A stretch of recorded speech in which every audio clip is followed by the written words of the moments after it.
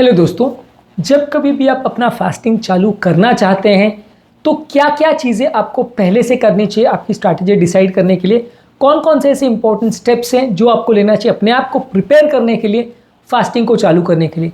अक्सर ये होता है कि जब आप फास्टिंग प्लान करते तो हैं, लेकिन जैसे ही आप उसमें कुछ दिन डाइव करते हैं आपको रिजल्ट अच्छे नहीं मिलते हैं, आप परेशान हो जाते हो, भूख बहुत ज़्यादा लगती है, आप कंट्रोल नहीं कर पाते और फाइनली आप हथियार डाल देते हो, छोड़ देते हो, आपको लगता है ये आपकी बस की नहीं है। तो इसके लिए बहुत ज़रूरी है कि आप पहले से प्लान आउट कर लें कि यार ये मुझे ऐसे करना है, ये चीज़ें मुझे पहले से प्लान करनी है, उसके बाद मैं अपनी फास्टिंग स्टार्ट करूँगा, उसके बाद मैं अपनी डाइटरी स्ट्रैटेजी स्टार्ट करूँगा, ताकि साइड इफ़ेक्ट्स भी कम हो और ताकि रिजल्ट्स अच्छे मिले। तो आज हम डिस्कस करेंगे क्या क्या यूज़फुल टिप्स हैं आपके लिए पहले से प्लान आउट करने के लिए आपकी फास्टिंग को, ताकि आपको रिजल्ट्स अच्छे मिले। आज का टॉपिक उन सब लोगों के लिए इंपॉर्टेंट है जो फास्टिंग को प्लान आउट करना चाह रहे हैं, फास्टिंग करना चाह रहे हैं, लेकिन शुरुआत कैसे करें, कैसे बॉडी को इसके लिए प्लान आउट करें या प्रिपेयर करें, ये उनको नहीं पता है। तो ये सारे पॉइंट्स आपके लिए यूज़फुल होंगे। टॉपिक को एंड तक देखिएगा। यदि आप वजन कम करना चाह रहे हैं या इंटरमिटेंट फास्टिंग को आपके बीपी, शुगर, कोलेस्ट्रॉल या इस तरह की बीमारियों को कम करने के लिए प्रयोग करना चाहते हैं, तो आज का टॉपिक आपके लिए बहुत यूज़फुल है। यदि आप इसको अभी तक चालू नहीं किए हैं या करने में हेजिटेट कर रहे हैं या लास्ट टाइम आपके अटैम्प्ट्स जो हैं वो फेल हुए हैं, तो टॉपिक पर जाने से पहले जो लोग हमारे चैनल पर नए हैं उन्हें रिक्वेस्ट करूँगा कि चैनल को सब्सक्राइब करें, ताकि इंपॉर्टेंट और साइंटिफिकली करेक्ट इन्फॉर्मेशन के लिए आपको भटकना नहीं पड़े और आप मिस इन्फॉर्मेशन का शिकार ना हो जाएं।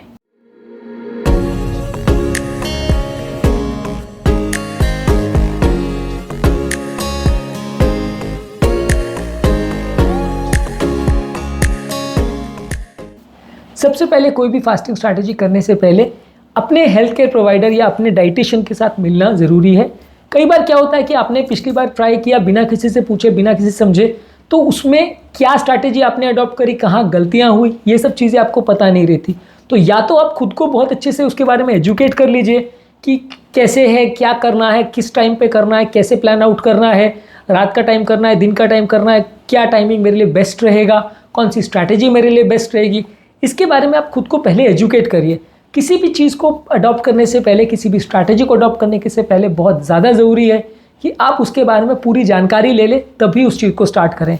अध कचरा ज्ञान लेके जब आप कोई भी स्ट्रैटेजी को करने जाओगे तो रिजल्ट्स ज़्यादा अच्छे नहीं मिलेंगे, फेलियर का चांस ज़्यादा होगा।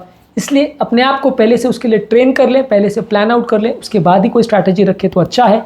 डॉक्टर की मदद ले तो इसमें भी अच्छा है। डॉक्टर जिसको पहले से इस बारे में ज़्यादा पता है, जो आपकी हेल्थ केयर रिक्वायरमेंट्स को समझ सकता है, आपकी बीमारियों को समझ सकता है, वो आपको बेटर वे में गाइड कर पाएगा कि आपकी स्ट्रैटेजी कैसी होनी चाहिए और किस तरह से आपको दवा रिलेटेड साइड इफ़ेक्ट्स भी कम हो और आपके हेल्थ केयर नीड्स भी बेटर मीट हो जाए फास्टिंग द्वारा, वो आपको बेटर गाइड कर पाएगा। तो इसलिए आपके डॉक्टर के साथ एक बार ज़रूर डिस्कस करिए, खासकर ऐसा डॉक्टर जिसको इसके बारे में थोड़ा बहुत आइडिया हो। अगर डॉक्टर को इसके बारे में कुछ नहीं पता, आप किसी ऐसे प्रैक्टिशनर के पास जा रहे हो जिसने पहली बार इसका ज़िंदगी में नाम सुना है, तो ऑब्वियसली वो आपको हेल्प आउट नहीं कर पाएगा। आपको किसी ऐसे डॉक्टर या लोकल फिजिशियन को मिलना पड़ेगा जिससे आप डिस्कस कर सको, प्लान आउट कर सको और फिर बार बार उससे मिल के उससे फॉलोअप कर सको। क्योंकि एक बार अगर आपने मिल लिया और बाद में अगर आप उसके पास वापस नहीं गए तो भी दिक्कत होगी, क्योंकि अगर आप उससे मिल लिए, उसने आपको स्ट्रैटेजी बता दी, बाद में वो वर्क नहीं करी, तो आपको उसके पास दोबारा मिलने भी जाना पड़ सकता है। तो ऐसा होना चाहिए डॉक्टर जो आपके आसपास कोई रहता हो। अगर आप दिल्ली में रहते हो और आप किसी बॉम्बे के डॉक्टर को जाके दिखा के आप उससे स्ट्रैटेजी लेके आ गए और बाद में जब प्रॉब्लम हुई आप उसके पास जा ही नहीं पाए, तो फिर आपको फॉलो करना बड़ा मुश्किल होगा। इसलिए रेगुलर फॉलोअप कर पाए ऐसे डॉक्टर को चूज़ करें तो ज़्यादा अच्छा है। इसके अलावा जो राइट फास्टिंग मेथड है आपके लिए वो चूज़ करिए। इसमें चूज़ करने के लिए क्या टिप्स और ट्रिक्स है उस पर हम लोग ऑलरेडी एक सेपरेट वीडियो किया है। थोड़ा एक्सपेरिमेंट्स करके भी देखिए कि ये स्ट्रैटेजी आपके लिए सूट हो रही है कि नहीं। आपने कुछ दिन करके देखा, नहीं सूट हो रही है तो चेंज किया। मान लीजिए आपने कीटो करके देखा लेकिन सूट नहीं हो रहा है तो आपने चेंज करके देख लिया, दूसरी स्ट्रैटेजी करके देख ली। मान लीजिए आपने क्रैश डाइट किया लेकिन आप मैनेज नहीं कर पा रहे हो तो आपने इंटरमिटेंट फास्टिंग ट्राई कर लिया। तो जो भी स्ट्रैटेजी आप चूज़ कर रहे हैं उसके साथ थोड़े दिन एक्सपेरिमेंट करके देखिए, फिर चेंज करिए। ये एक्सपेरिमेंटेशन में मान के चलिए कि आप फेल होगे, लेकिन बस आप करके देखना चाह रहे हो इसीलिए आप इसको कर रहे हो। और अगर सक्सेसफुल होने लग गए तो उसको कंटिन्यू भी कर सकते हैं, लेकिन थोड़े दिन का एक्सपेरिमेंट करके देखिए जिसमें आपको डिप्रेशन नहीं होगा। ऐसा करने का फ़ायदा ये है कि आप बहुत जल्दी गिव अवे नहीं करोगे। आपको एटलीस्ट ये पता रहेगा कि ये एक्सपेरिमेंट है और इसमें अगर फेल होते भी हैं तो अगर आपके पास कुछ ऑप्शन, आप दूसरा स्ट्रैटेजी कर सकते हो। आप पहले दिन से एक स्ट्रैटेजी यूज़ कर लेते हो, उसको 15 दिन करते हो और फिर फेल हो जाते हो, तो अक्सर आपको दिक्कत होगी, आप उसको मैनेज नहीं कर पाओगे। जो भी स्ट्रैटेजी आप फॉलो कर रहे हो एटलीस्ट 8-10 दिन उसको करके देखिए, फिर भी आपको सूट नहीं कर रहा है, आप मैनेज नहीं कर पा रहे हो, तो फिर आप स्ट्रैटेजी चेंज भी कर सकते हो। आइडियली कोई भी स्ट्रैटेजी को एटलीस्ट 10-15 दिन आपको ट्राई देना चाहिए। अगर मान लीजिए आपने कीटो डाइट स्टार्ट की और 7-8 दिन में आपको कीटो फ्लू हो गया, जब बॉडी उसके लिए हैबिचुएटेड होने लग गई, आपने बंद कर दिया, तो रिजल्ट्स नहीं मिलेंगे। आपने फास्टिंग स्टार्ट किया, बहुत लंबा ड्यूरेशन का फास्टिंग स्टार्ट कर लिया, आप कर नहीं पाए, भूख ज़्यादा लगने लगी, तो पहले 10-15 दिन के बाद आप हथियार डाल दोगे कि आपसे भूख मैनेज नहीं हो पा रही। तो इसलिए जो भी आप स्ट्रैटेजी यूज़ कर रहे हो उसको एटलीस्ट 10-15 दिन का ट्राई देना ज़रूरी है, तभी आप उसको डिसाइड कर पाओगे कि वो स्ट्रैटेजी सक्सेसफुल हो रही है कि नहीं हो रही, और उसको आप कर पाओगे या नहीं कर पाओगे। शुरुआती दिनों में कोई भी स्ट्रैटेजी आप यूज़ करोगे तो थोड़ा डिफिकल्ट तो पड़ेगा। अगला इंपॉर्टेंट टिप है कि रियलिस्टिक गोल सेट करिए। आपका जो स्ट्रैटेजी है उसके हिसाब से आपको पता होना चाहिए कि आपको 1 महीने में लगभग अंदाज कितना वेट लूज़ करना है। अगर आप 2-4 किलो का टारगेट रखोगे तो फिर भी ठीक है, आप डिप्रेशन में नहीं जाओगे। अगर आप ये टारगेट रखोगे कि मेरे को 1 महीने के अंदर अपना वेट 20 किलो कम करना है, तो डेफिनेटली आप नहीं कर पाओगे। आप क्रैश डाइटिंग भी कर लोगे तो भी आप शायद ही कर पाओ, और आपकी हेल्थ बिगड़ने का चांस ज़्यादा रहेगा। तो जो भी गोल सेट करें वो रियलिस्टिक होना चाहिए कि आप उसको लगभग अचीव कर पाओ, ताकि मन डिप्रेशन में ना जाए। नहीं तो कई बार क्या होता है कि आप स्ट्रैटेजी के हिसाब से सोच लेते हो कि मैं 20 किलो कर पाऊँ, कर पाते हो 2 किलो, भले 2 किलो भी अच्छा रिजल्ट माना जाएगा, लेकिन आपने टारगेट सेट किया था 20 किलो का जो कि अचीव नहीं हो पाया, किसी ने भी तारीफ नहीं की, बर्थडे आया लेकिन आपने वज़न कम नहीं कर पाए, तो आप डिप्रेशन में चले जाओगे और उसको फिर दोबारा करने की कोशिश नहीं करोगे। तो जो भी है थोड़ा गोल रियलिस्टिक होना चाहिए कि मान लीजिए 6 महीने में मुझे 15 किलो कम करना है, कि 1 साल में मुझे 20 किलो कम करना है, कि अपना शुगर लेवल मुझे 6 महीने में नॉर्मल लाना है। अब अगर आप इस तरह का गोल सेट करते हो कि मुझे 1 महीने में डायबिटीज़ को पूरा खत्म करना है, 200 यूनिट इंसुलिन से 0 पे आना है 1 महीने में, तो ये टफ है, इतना ईजी नहीं होगा और इसमें हर एक आदमी को रिजल्ट नहीं मिल पाए, ऐसा हो सकता है। आप मान के चलिए कि 6 महीने में मुझे धीरे धीरे करके अपनी दवाओं को कम करना है और कोशिश करना है कि 1 साल के अंदर मेरी सारी दवाएं बंद हो जाएं। तो इस तरह का आप रियलिस्टिक गोल थोड़ा सेट करेंगे तो चांसेस हैं अच्छे कि आप उसको अचीव कर पाएंगे, डिप्रेशन में नहीं जाएंगे। अगर आप अनरियलिस्टिक गोल या कुछ तो भी दिमाग में लेके चलेंगे तो मैनेज करना मुश्किल पड़ेगा। इसके अलावा जो भी आप ट्रांजिशन करें उसको ग्रेजुअली करिए। मान लीजिए अगर आप इंटरमिटेंट फास्टिंग कर रहे हो तो पहले दिन से आप 20 घंटे की फास्टिंग चालू करेंगे तो आप नहीं अचीव कर पाओगे। पहले 12 घंटे करिए, फिर 1 महीना उसको ट्राई करिए, फिर 13 घंटे करिए, फिर 14 घंटे करिए, फिर 16 घंटे पे आइए। तो उसको धीरे धीरे करके टाइम देंगे तो आपको अपनी डाइट का अचीव करने में भी बेटर फ़ायदा मिलेगा, दवाइयों को भी आप बेटर एडजस्ट कर पाओगे और आपकी बॉडी भी उसको बेटर से एडजस्ट कर पाएगी। यदि आप पहले दिन से या पहले टाइम से अगर आप बहुत एक्सटेंसिव फास्टिंग करने जाओगे या स्ट्रेट अवे पहले दिन से आप कीटो चालू कर दोगे, बाकी सब कुछ बंद कर दोगे, तो बॉडी एडजस्ट नहीं कर पाएगी और आपको प्रॉब्लम ज़्यादा होगी।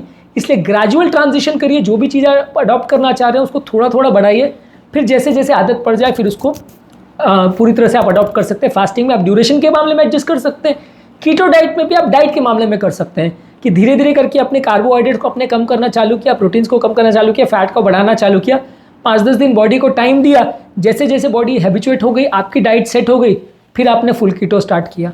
तो ये चीज़ों के लिए अपने आप को खुद को ट्रेन करना पड़ेगा। क्रैश डाइट के लिए भी आप ऐसा कर सकते हो कि आपने पहले दिन से खाना बिल्कुल बंद करने के बदले आप थोड़ा कम करने का देखा, 2000 कैलोरी से 1500 ट्राई किया, फिर 1000 कैलोरी ट्राई किया, फिर 800 कैलोरी पे आए, फिर आपको लग रहा है कि आप कर पा रहे हो, एडजस्ट हो गए तो बढ़ाइए। अगर लग रहा है कि नहीं कर पा रहे हो, एडजस्ट नहीं हो पा रहे हो, तो फिर कम कर दीजिए या दूसरी स्ट्रैटेजी अडॉप्ट करिए। तो जो भी है उसको ग्रेजुअल ट्रांजिशन करेंगे तो सक्सेस होने का चांस ज़्यादा है। पहले दिन से आप खाना पूरा बंद कर दोगे तो आप 24 घंटे ही कर पाओगे, उसके बाद फिर आप परेशान हो जाओगे। इसके अलावा आपके फूड ऑप्शंस को भी ऑप्टिमाइज करिए।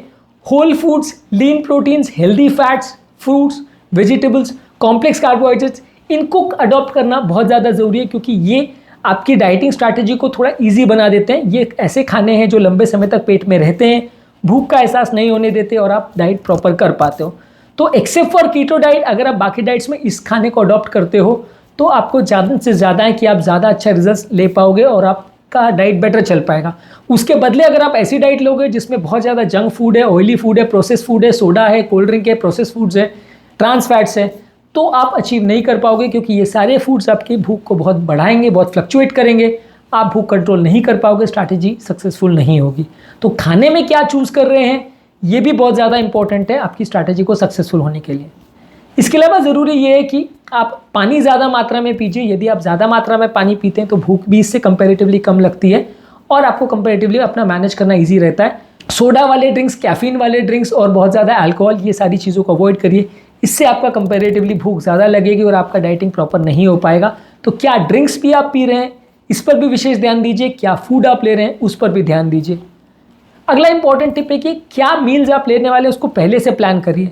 यदि आप अडॉक बेसिस पे कोई भी मील को प्लान करेंगे कि चलो देखते हैं किचन में क्या है, आज ये पकाते हैं आज वो पकाते हैं, तो अगर रैंडमली आप डिसाइड करोगे तो फिर आपको क्या खाना है क्या नहीं, वो कम कैलोरी का या ज़्यादा, वो मैनेज करना ज़्यादा मुश्किल पड़ेगा। आप पहले से प्लान करिए कि मंडे को सुबह ये बनेगा, शाम को ये बनेगा, रात को बनेगा, ट्यूसडे मॉर्निंग ये बनेगा। तो 3-4 मील्स का अगर पहले से आपने प्लान करके रखा है, घर में वो सामग्री पहले से मौजूद है, तो आपको डिसाइड करना, बनाना, मैनेज करना डाइट को, ये सारा चीज़ ईजी पड़ेगा। यदि आप रैंडमली आज देखते हैं आज क्या मिल जाता है वही खा लेंगे, बाहर गए चलो मार्केट में देखते हैं क्या मिल जाएगा वो खा लेंगे, वहाँ पे कोई चीज़ नहीं मिली हेल्दी है तो अपने अनहेल्दी खा के आ गए, तो ऐसे एडॉक बेसिस पे अगर अपना फूड चॉइस डिसाइड करोगे तो प्रॉब्लम ज़्यादा होगी, आप डाइटिंग में सक्सेसफुल नहीं हो पाओगे। आपको कोशिश ये करनी कि पहले से घर पर ही प्लान करके आपका मील डिसाइड करिए, और जहाँ तक पॉसिबल है खाना घर पर ही खाइए। बाहर अगर आप खाना खाने को जाते हो तो फूड पर आपका कंट्रोल बहुत कम हो जाता है, क्या मिलना है क्या नहीं मिलना है ये सारी चीज़ों को डिसाइड करना काफ़ी मुश्किल हो जाता है। तो इसलिए कोशिश करिए कि जो भी फूड आप ले रहे हो पहले से घर पर ही प्लान करके रखिए। 3-4 दिन का खाना पहले से अपने घर पे अरेंज होना चाहिए। उस हिसाब से अगर एटलीस्ट 1 से 2 दिन का भी आपने प्लान किया तो चलेगा, पर थोड़ा सा पहले से प्लान रहेगा तो अच्छा है। इसके अलावा नेक्स्ट इंपॉर्टेंट टिप है कि अगर आपकी बॉडी को कोई विशेष प्रॉब्लम हो रही है, जैसे चक्कर आ रहे हैं, कमजोरी आ रही है, बेचैनी हो रही है, धड़कन बढ़ रही है, छाती में दर्द हो रहा है, या कुछ स्पेसिफिक न्यूट्रिशनल प्रॉब्लम्स हो रही है, इन्फेक्शन वगैरह हो रहा है, तो उस पर भी ध्यान दीजिए। क्योंकि कई बार क्या होता है आपकी बॉडी आपको सिग्नल्स देती है कि उसको प्रॉब्लम हो रही है, आप उसे इग्नोर करते हैं और हेल्थ बिगड़ जाती है। तो आपको कोशिश ये करनी है कि अगर बॉडी कोई सिग्नल दे रही है तो उसको समझिए, अपनी डाइट को उस हिसाब से अडॉप्ट करिए ताकि ब्लंडर्स ना हो। और लास्ट इंपॉर्टेंट टिप है कि जो भी स्ट्रैटेजी आप अडॉप्ट करें उसके साथ टिके रहिए, परसिस्टेंट रहिए। थोड़े दिन में उसको बदलने का या बार बार चेंज करने की कोशिश मत करिए। हाँ, फ्लेक्सिबिलिटी ज़रूरी है कि आप एडजस्ट उसको करें अपने फास्टिंग के हिसाब से, अपनी रिक्वायरमेंट के हिसाब से, लेकिन बार बार हथियार डालने की कोशिश मत करिए कि कीटो किया 10 दिन फिर बंद कर दिया, फिर फास्टिंग किया 10 दिन फिर वो बंद कर दिया, फिर क्रैश डाइटिंग 2 दिन ट्राई किया फिर फेल हो गए। तो आप बार बार स्ट्रैटेजी को चेंज करोगे और कोई भी स्ट्रैटेजी में टिकेगी नहीं तो फिर आपको प्रॉब्लम ज़्यादा होगी। विल पावर और मोटिवेशन से पहले 15 दिन एटलीस्ट आपको कोशिश करना है कि उस डाइट पर आप टिके रहो, और फिर रीअसेस करिए कि आप उसको मेंटेन कर पा रहे हो कि नहीं। कोई भी वेट लॉस स्ट्रैटेजी या कोई भी चीज़ अगर आप करने की कोशिश करोगे तो उसको रिजल्ट अचीव करने में काफ़ी टाइम लगेगा, 4 से 6 महीना लग सकता है आपका टारगेट अचीव करने में, डिपेंडिंग कि आपका टारगेट कितना है। तो अगर आप अपना टाइम इतना नहीं अचीव कर पाते हो, उतना आप टाइम नहीं दे पाते हो और आप बार बार स्ट्रैटेजी चेंज करते हो, आप अगर खुद को टाइम ही नहीं देते हो सक्सेस अचीव करने के लिए, तो काफ़ी चांसेस है कि आप लॉन्ग टर्म अपना टारगेट कभी अचीव कर ही नहीं पाएंगे। तो जो भी स्ट्रैटेजी है लगे रहिए उस पर कि आपको अपना टारगेट अचीव करना है, वजन कम करना है तो करना है, खुद को मोटिवेट करिए, दूसरों की सुनिए, कहाँ गलती कर रहे हैं उसको अडॉप्ट करिए, और जहाँ जहाँ पॉसिबल है अगर डॉक्टर से सलाह लेके या दोस्तों से सलाह लेके या वीडियो से सलाह लेके सीखिए, अपनी गलतियों को सुधारिए, तो काफ़ी चांसेस है कि आपका रिजल्ट्स अच्छे मिलेंगे। यदि आप गलतियों को नहीं सुधार पाते तो फिर प्रॉब्लम्स बढ़ने का चांस है, हेल्थ के बिगड़ने का चांस है और आपके फेल होने का चांस ज़्यादा है। तो आज के टॉपिक में हमने बात करी कि इंटरमिटेंट फास्टिंग या कोई भी फास्टिंग स्ट्रैटेजीज चालू करने से पहले क्या हम कर सकते हैं अपने आप को उसके लिए प्रिपेयर करने के लिए, ताकि हमारी फास्टिंग सक्सेसफुल हो और हम इसमें फेल ना हो जाए। टेक होम मैसेज ये है कि खुद की एजुकेशन प्रॉपर कीजिए, डॉक्टर से प्रॉपर सलाह लीजिए, रियलिस्टिक गोल सेट करिए, खुद को एजुकेट करिए, ग्रेजुअल ट्रांजिशन करिए, अपना खाना अपना पीना ये प्रॉपरली प्लान आउट करिए, पहले से प्लान करिए, घर पर ही खाइए, क्या फूड्स ले रहे हैं क्या ड्रिंक्स ले रहे हैं उसको प्रॉपरली ध्यान रखिए, बॉडी के सिग्नल्स जो सॉफ्ट सिग्नल्स आ रहे हैं उसको ध्यान दीजिए, गलतियां मत करिए, डाइट को बार बार चेंज मत करिए और लंबे समय तक उसके साथ टिके रहने का प्रयास करिए, और रियलिस्टिक गोल्स खुद के लिए सेट करिए जो आप अचीव कर सकते हैं, तभी आप सक्सेसफुल हो पाओगे। यदि आप इन सब चीज़ों पर ध्यान नहीं देते तो काफ़ी चांसेस है कि आपकी फास्टिंग फेल हो जाएगी। उम्मीद करूंगा कि आज के टॉपिक में कुछ नई बातें जानने को मिली होगी। जो लोग हमारे चैनल पर नए हैं उन्हें रिक्वेस्ट करूंगा कि चैनल को सब्सक्राइब करें, ताकि इस तरह की इंपॉर्टेंट और साइंटिफिकली करेक्ट इन्फॉर्मेशन के लिए आपको भटकना नहीं पड़े और आप मिस इन्फॉर्मेशन का शिकार ना हो जाए। इंटरमिटेंट फास्टिंग संबंधित हमने काफ़ी वीडियोज़ किए हैं, इसके टिप्स ट्रिक्स और गलतियों पर वीडियोज़ किए हैं, उन्हें ज़रूर चेकआउट करें। Thank you.